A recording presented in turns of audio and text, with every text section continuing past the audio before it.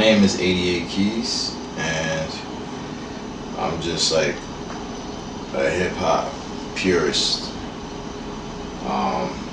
sample-based producer. I sample everything. When did you first sample? So I remember one time, Q-Tip came over, and like after maybe like 2 or 3 times Tip had come over, I wasn't as timid. I was still like kind of nervous and stuff, but I wasn't as timid. And I asked him, I said, "Yo, what do you use to make beats and stuff like that?" He was like, "Get a sampler." That's what he said. I'm like, cool. So I'm like, "Yo, Jewel drops." Cool. So we went to Sam Ash. We asked for a sampler. They sold us the Akai S950, and that's it.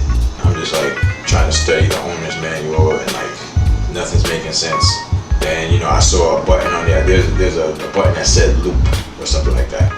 I was like, this must be it. Like, so I'm trying to put samples in. Eventually, I figured out how to get the sound into the sampler, and out to the speakers and stuff like that. But then I couldn't figure out how to make it work. Like how do I play it? So eventually, I was like, for weeks of me trying, I would just have to like keep playing the sample like as like one shot, and I'm like, yo, this is ridiculous. So one day I accidentally, as I triggered one of the samples, the loop, I accidentally turned the keyboard off, and then I was like, oh man. So then when I let go of the thing, it just kept going. I was like, that's how you do it. Silly me. That's dope, because we live in a day and age where we have access to everything so fast.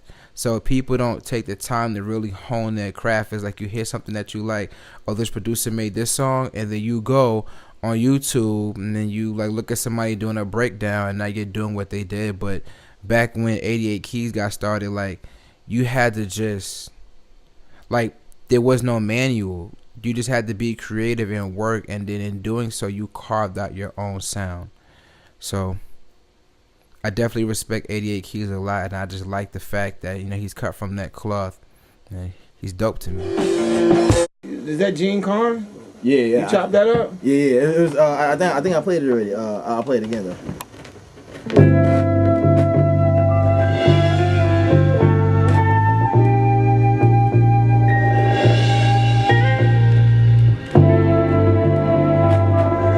I purposely didn't bring any of my old stuff because I have new ears now. So stuff that I'm making now is like killing all this, in my opinion.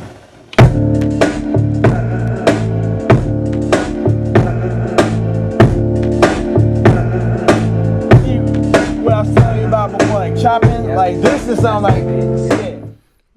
That's pretty dope. So it's like he's this dope producer, but it's not that he just has one specific sound. Like he does come from the 90s.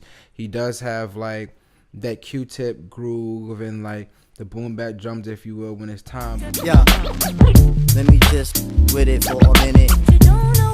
What?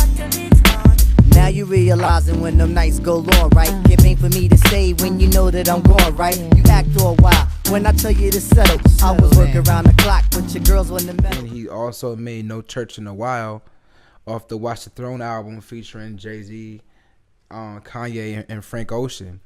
And like that record was mad different. When you first made the beat, did you know you had something special? Yeah, I mean, the thing is like, I feel like that about all my beats.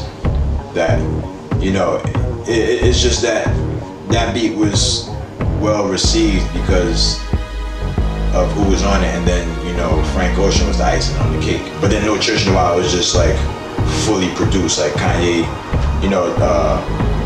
Kanye added some of his own ideas to it. And the string line, he came up with the string line, but I told him, I said, the first time I said, that's crazy, because that's actually what I wanted to do with my keyboardist. I just never got around to doing it because I wasn't gonna do anything with this beat anyway. My threshold is very high for music in general, especially hip hop.